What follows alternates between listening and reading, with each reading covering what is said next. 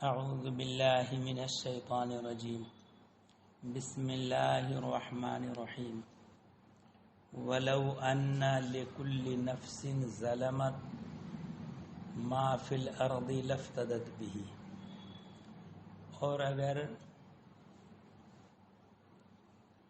ہر وہ جان جو ظلم کرے اور اس کے لیے وہ مالک ہو ان تمام چیزوں کا جو زمین میں ہے،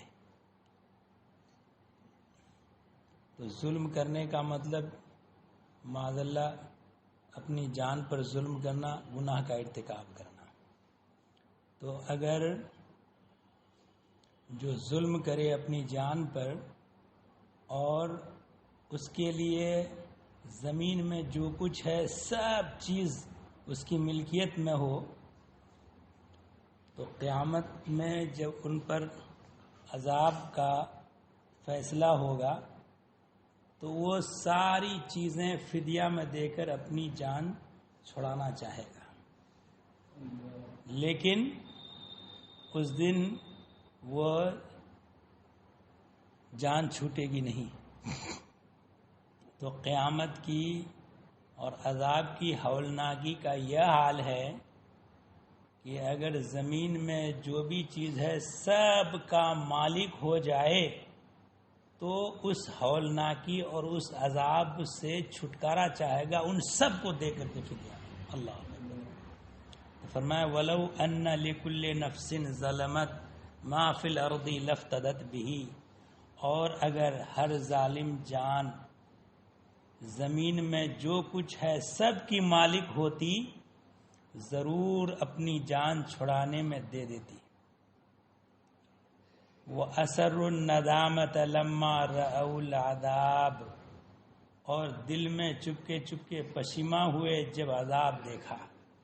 جب قیامت میں عذاب، تو قیامت میں جو ہونے والا اس کو پہلے بیان کر دیا گیا کہ ایسا ایسا۔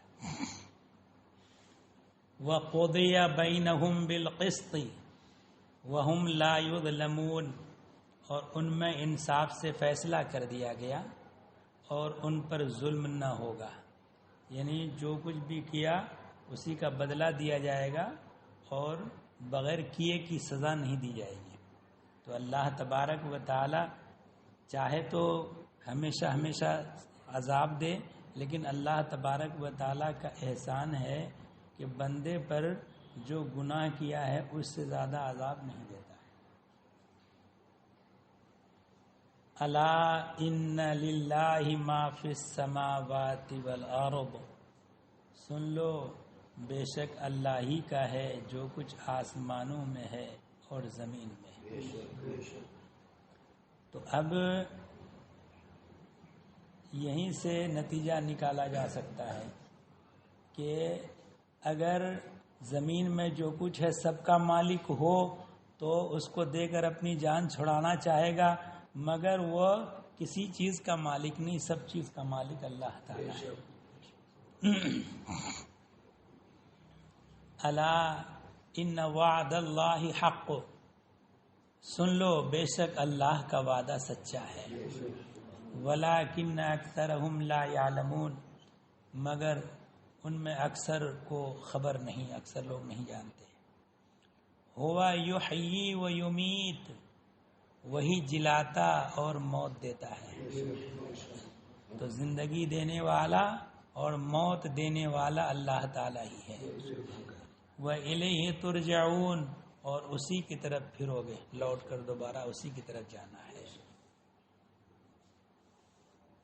یا ایھا الناس قد جاءتکم موعظۃ من ربکم، اے لوگو تمہارے پاس تمہارے رب کی طرف سے نصیحت اور دلوں کی صحت اور ہدایت اور رحمت، اور ایمان والوں کے لیے یعنی اللہ تبارک و تعالی کی بارگاہ سے نصیحت آئی اور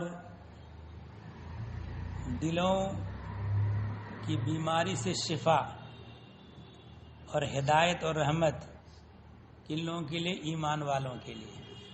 تو اصل میں معاملہ یہ ہے کہ اس آیت کریمہ میں اللہ تبارک و تعالی کی طرف سے موعظت اور شفا اور ہدایت اور رحمت ہونے کا بیان ہے۔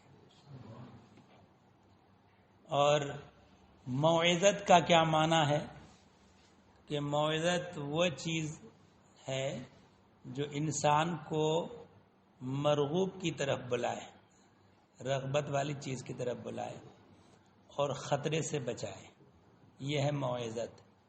تو جو چیز مرغوب اور محبوب پسندیدہ ہے اس کی طرف بلائے اور جو خطرے کی چیز ہے اس سے بچائے۔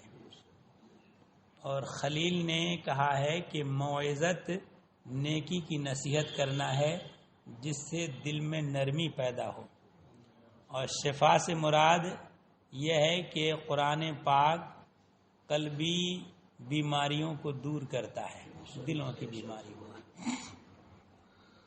دل کی بیماری سے مراد وہ نہیں جو آج کل دل کی بیماری جس کو سمجھا جاتا ہے۔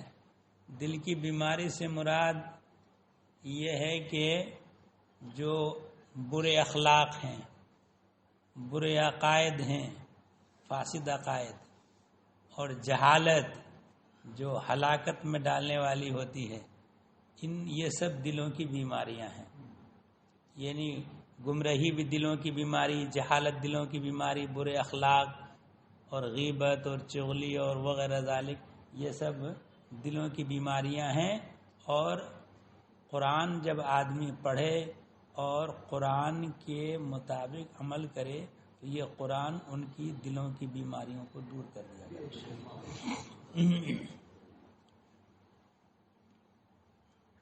تو ان تمام بیماریوں کو دور کرتا ہے۔ اور قرآن کریم کی صفت میں ایک صفت ہدایت فرمانا ہے، کیونکہ وہ گمراہی سے بچاتا ہے، راہ حق دکھاتا ہے۔ اور ایمان والوں کے لیے رحمت اس لیے فرمایا کہ وہی اس سے فائدہ اٹھاتے ہیں، ایمان والے ہی، دوسرے لوگ فائدہ نہیں اٹھاتے ہیں۔ رحمت تو قرآن کریم سب کے لیے ہے، لیکن فائدہ اٹھاتے ہیں ایمان والے ہی۔ قل بفضل اللہ و برحمتہ، تم فرماؤ اللہ ہی کے فضل اور اس کی رحمت، وبذالک فلیفرحوا، اور اسی پر چاہیے کہ خوشی کریں، کہ اللہ ہی کے فضل پر، اللہ کی رحمت پر اور اسی کی ذات پر یہ خوشی کرنا چاہیے۔ فرح کا معنی خوشی ہے، اور کیا مطلب ہے کہ کسی پیاری اور محبوب چیز کے ملنے پر دل کو جو لذت حاصل ہوتی ہے اسی کو فرح کہتے ہیں۔ معنی یہ ہے کہ ایمان والوں کو اللہ کے فضل و رحمت پر خوش ہونا چاہیے۔ اس نے انہیں مواعظ اور دلوں کی بیماری سے شفا عطا فرمائی، اور ایمان کے ساتھ دل کو راحت و سکون عطا فرمایا۔ حضرت ابن عباس اور حسن اور قتادہ نے کہا کہ اللہ کے فضل سے اسلام اور اس کی رحمت سے قرآن مراد ہے۔ فضل سے اسلام مراد ہے اور رحمت سے قرآن مراد ہے۔ وہ خیر مما یجمعون، وہ ان کے سب دھن دولت سے بہتر ہے، جو کچھ بھی دنیا میں جمع کرے ان سب سے بہتر ہے۔ قل ارأیتم ما انزل اللہ لکم من رزق، تم فرماؤ بھلا بتاؤ تو وہ جو اللہ نے تمہارے لیے رزق اتارا، اس میں تم نے اپنی فجعلتم منہ حراما و حلالا، تو تم نے اپنی طرف سے حرام و حلال ٹھہرا لیا۔ اس زمانے میں بعض جانوروں کو ان لوگوں نے، کفار نے حرام کر لیا تھا۔ کوئی جانور، کوئی اونٹ کسی اس کو چھوڑ دیتے تھے۔ آج بھی کچھ غیر مسلم کرتے ہیں، بیجار چھوڑ دیتے ہیں اور اس کو مطلب حرام سمجھتے ہیں۔ تو ویسے ہی اس زمانے میں بھی تھا، کیونکہ اللہ تبارک و تعالی نے تو حرام نہیں کیا، تم نے اپنی طرف سے حرام کیا ہے۔ تو فرمایا کہ اللہ تبارک و تعالیٰ نے تو رزق اتارا اور تم نے اپنی طرف سے اسے حرام ٹھہرا لیا، حرام و حلال، کسی کو حلال اور کسی کو حرام۔ قل اللہ اذن لکم، تم فرماؤ کہ اللہ نے کیا تمہیں اس بات کی اجازت دی کہ تم اپنی طرف سے حرام کہے اور حلال ٹھہرا لو؟ ام علی اللہ تفترون، یا اللہ پر جھوٹ باندھتے ہو؟ تو اللہ تبارک و تعالی نے حلال و حرام سب واضح فرما دیا ہے، اور کسی کو یہ حق نہیں پہنچتا کہ اپنی طرف سے کسی چیز کو حلال یا کسی چیز کو حرام اور ممنوع قرار دے، اور حالانکہ کسی چیز کو حرام کرنا جس کو اللہ نے حرام نہیں کیا، یہ اللہ تعالیٰ پر افترا کرنا ہے۔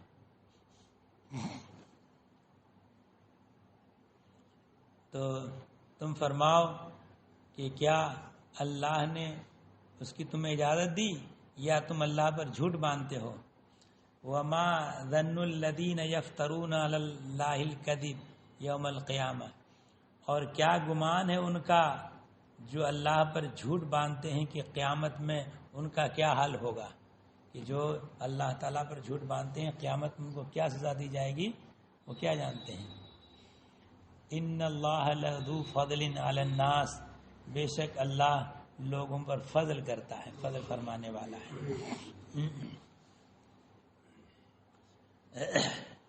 کہ اللہ تبارک و تعالیٰ ہی کا فضل ہے کہ وہ رسول بھیجتا ہے، کتابیں نازل فرماتا ہے، اور پھر کتاب میں حلال و حرام کا بیان کر دیتا ہے جس سے آدمی حرام چیزوں سے بچے اور حلال چیزوں کو اپنائے۔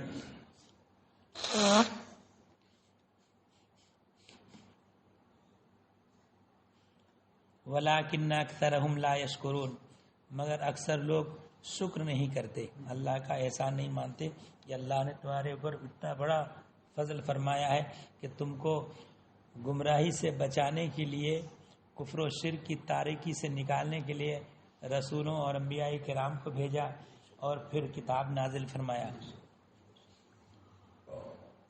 اللہم صلی